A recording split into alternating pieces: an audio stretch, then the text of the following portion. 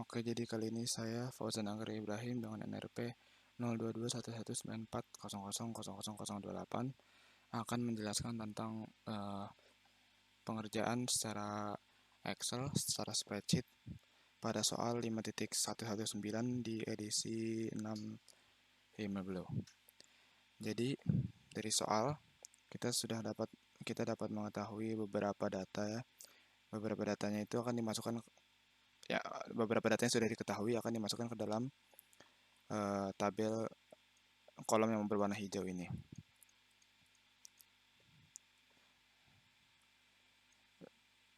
Untuk pertama-tama yang diketahui N2 pada flash feed sebesar 0,5%, itu 0,05%. Lalu pada reaktor diperoleh konversi reaksi sebesar 57%. Lalu pada N2 pada gross feed N2 pada gross feed itu tidak akan melebihi dari 0,02 atau 2%. Lalu asumsikan proses yang terjadi dalam keadaan steady state dan semua gas adalah gas ideal.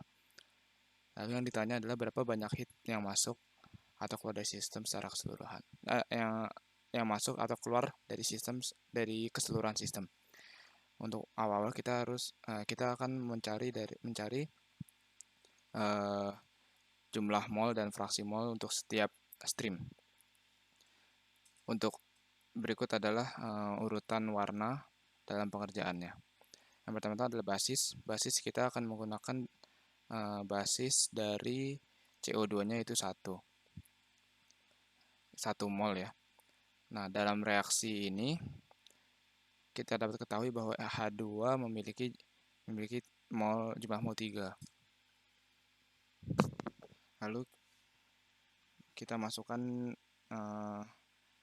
karena CH3 merupakan produk, maka pada gross feed ini tidak ada ya. Karena dia akan 100% keluar both untuk produk CH3OH dan H2O, mereka semua akan keluar pada stream 4 dan 5. Oleh karena itu, untuk gross feed di sini dia 0. Setelah mengetahui ini dan ini, untuk mengetahui jumlah total ini, kita akan menggunakan N2 ini, kita akan menggunakan trial pada jumlah mol N2 ini. Kita coba masukkan misalkan 1. Nah, untuk 1 ini, maka kita akan mendapatkan nilai jumlah total mol pada gross feed adalah 5. Dari jumlah total 5 ini, kita akan mendapatkan nilai fraksi dengan cara perbandingan fraksi seperti biasa. Dari situ kita mendapatkan nilai fraksi dari CO2 dan H2. Karena jumlah fraksi itu harus 1%, maka kita akan menggunakan Cold-Sheet.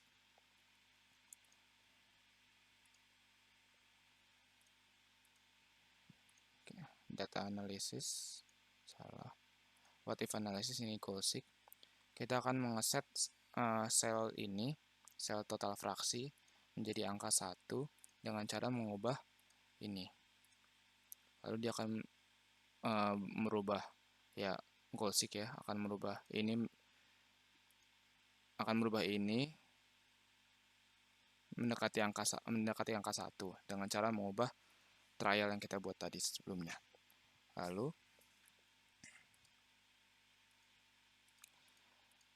sebelumnya kita kan sudah mengetahui konversi sebesar 57%, konversi reaksi ya. Oleh karena itu kita akan menggunakan rumus ini pada reaktor. Pada reaktor itu kan masuk sama dikurangi yang keluar, input dikurangi output, ditambah yang tergenerasi dalam reaktor dikurangi yang dikonsumsi.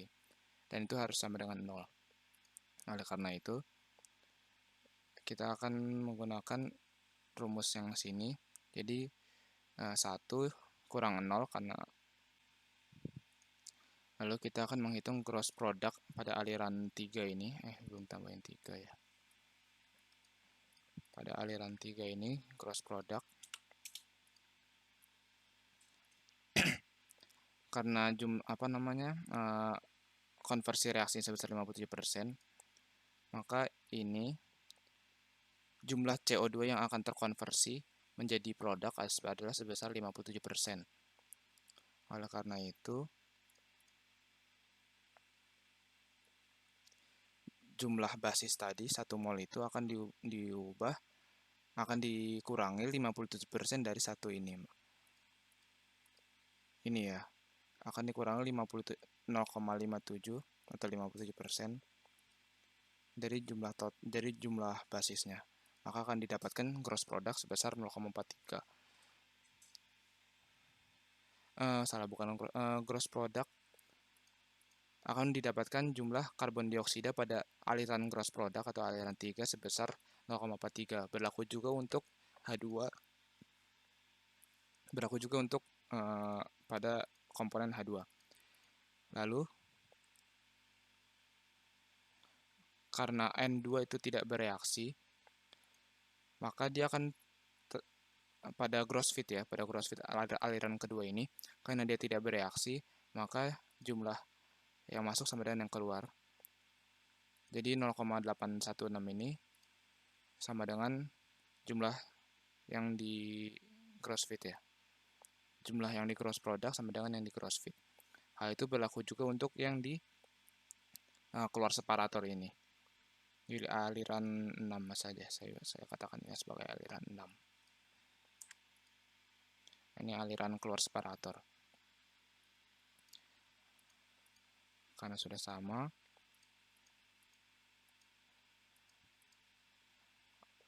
dengan didapatnya jumlah gross fit tadi ya. Cari sampai mana? Sampai gosik. Ini gosik. Habis itu didapatkan nilai ini, lalu ini.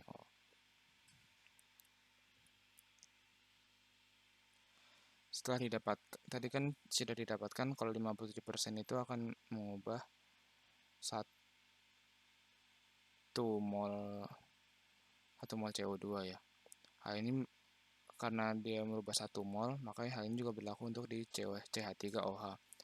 Dia akan berubah menjadi 0,57 dari CH3OH, 0,57 mol CH3OH dan 0,57 H2O.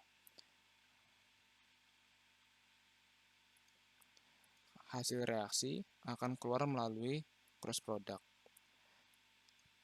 Maka nilai dari sini sama dengan nilai dari sini sama dengan nilai dari sini. Lalu karena kita sudah mengetahui nilai ini, kita bisa mendapatkan hasil jumlah mol dari aliran gross product-nya, aliran 3. Setelah itu dengan perbandingan persentase biasa, kita mendapatkan nilai fraksi untuk semua komponen di gross product. Lalu untuk warna abu-abu, karena pada stream 4 dan 5 CO2 dan H2 tidak keluar pada aliran 4 dan 5, maka mereka semua akan keluar melalui aliran 6 ini. Oleh karena itu, nilai ini sama dengan nilai pada gross product. Setelah kita mendapatkan nilai mol ini semua, kita bisa menjumlahkan dan mendapatkan fraksi dari komponen karbon dioksida, hidrogen dan nitrogen dengan melakukan persamaan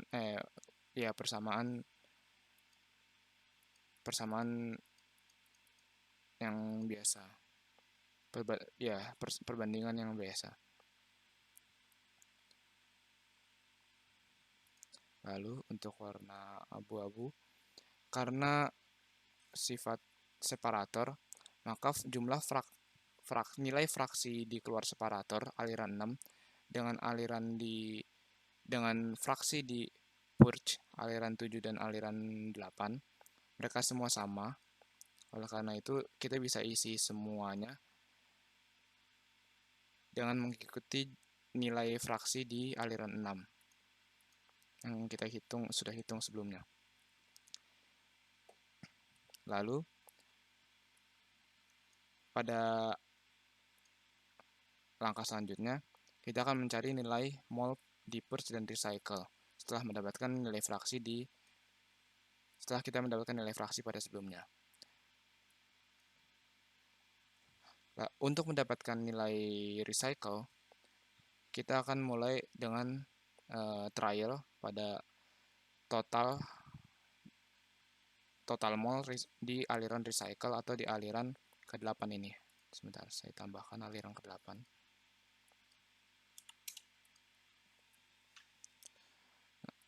Bisa kita ambil trial misalkan 2.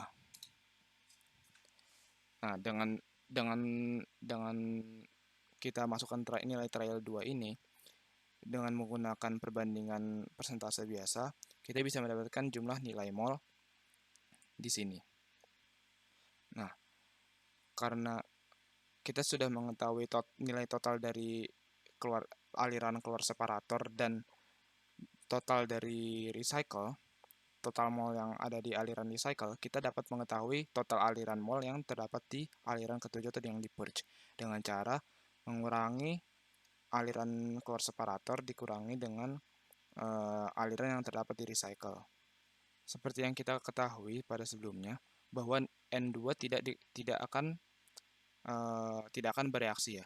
Oleh karena itu, N2 yang masuk melalui aliran 1 akan sama dengan yang akan dikeluarkan di aliran purge atau aliran ke-7.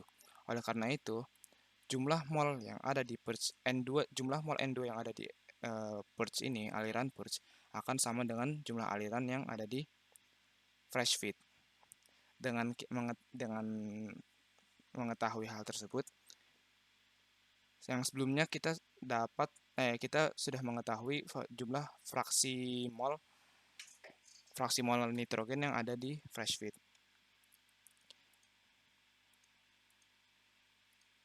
Dengan begitu kita bisa lalu untuk mengetahui nilai hidrogen yang ada pada fresh feed, nilai jumlah molnya, kita bisa melakukan pengurangan pada nilai gross feed yang sebelumnya sudah kita ketahui dikurangi dengan recycle, karena pada sistem mixer ini aliran gross feed merupakan penjumlahan dari aliran fresh feed dengan aliran recycle. Oleh karena itu kita bisa mengurangi aliran G24, aliran gross feed dikurangi dengan aliran yang ke-8 atau yang ada di recycle. Dengan begitu kita akan mendapatkan nilai mol hidrogen. Begitu hal yang sama akan dilakukan pada karbon dioksida. Setelah itu kita akan mendapatkan nilai total dari jumlah mol yang ada pada fresh feed. Dari situ kita akan menggunakan perbandingan persentase biasa. Lalu akan didapatkan nilai seperti ini. Karena fraksi total itu harus 1 atau 100%, maka pada nilai trial sebelumnya kita akan melakukan goal-seek, yaitu dengan mengubah total fraksi di sini menjadi 100% atau 1 dengan cara mengubah nilai trial. Sebentar. Goal-seek mengubah nilai di D28 menjadi angka 1 dengan cara mengubah sel ini. Tadi kan kita trial di sini. Bismillah. Nah, dari hasil goal-seek kita mendapatkan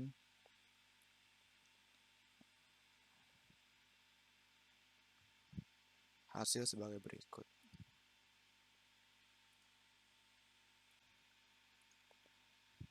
Mungkin kita bisa coba trial dengan angka 2 atau dengan 1,5 kita coba. Lalu di trial closing menjadi angka 1 dengan cara mengubah sel berikut. Dapatkan nilai sebagai berikut. Untuk yang mendekati total fraksi 100%.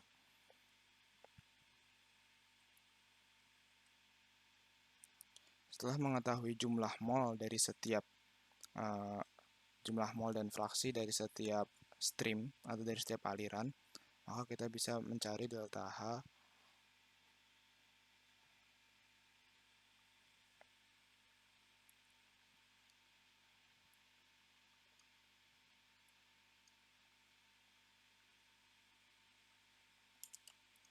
pada data. Kita bisa mendapatkan nilai delta HF dan delta HF dari appendix F dari buku Himmelblau, dan delta HC dari appendix D. Pada delta HC kita mengetahui ada pada suhu 298 dan 400. Untuk di suhu target yaitu di 373 Kelvin, kita melakukan iterasi. Dan iterasinya dilaksanakan dengan menggunakan kalkulator. Dan juga untuk CP kita sudah mengetahui pada soal, nggak dimasukin. CP itu kita dapat masuki dari soal, hanya saja diubah menjadi kilojoule per gram.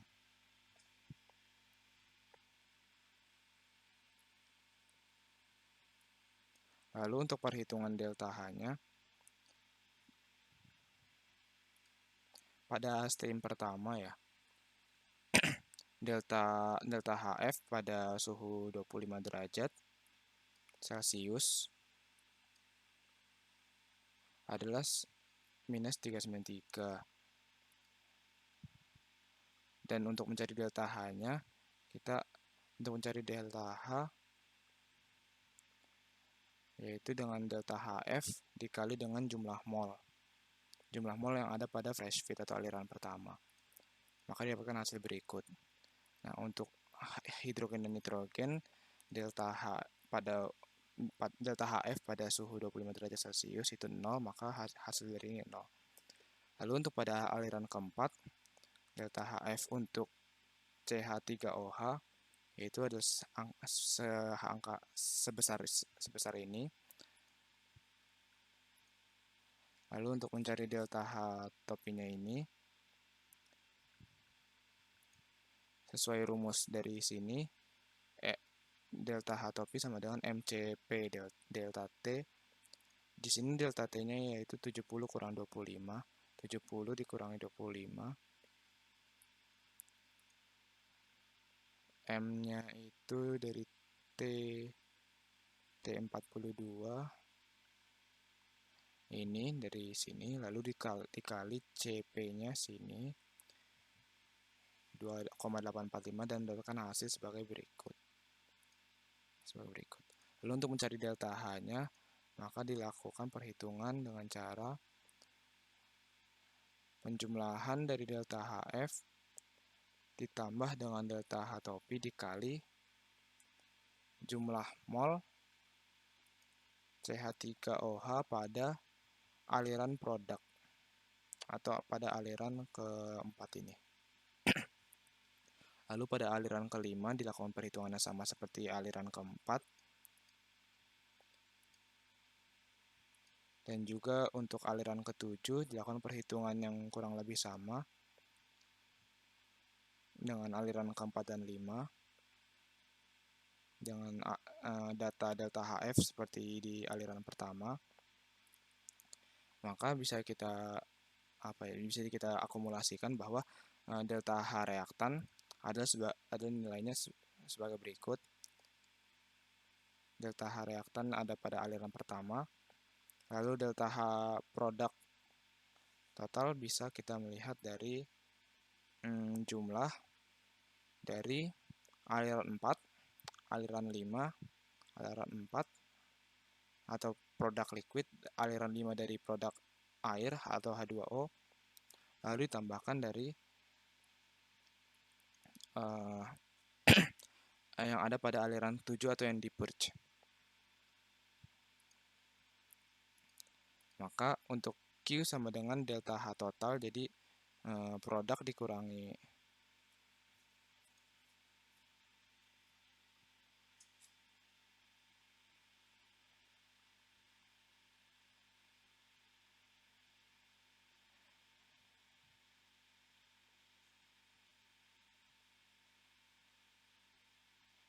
jadi untuk perhitungannya delta H-nya F42 atau reaktan dikurangi dengan delta H produk. Maka didapatkan hasilnya sebagai berikut. Dari sini kita dapat mengambil kesimpulan bahwa sistem menambah atau menerima panas sebanyak 400.192 kJ. Sekian. Terima kasih.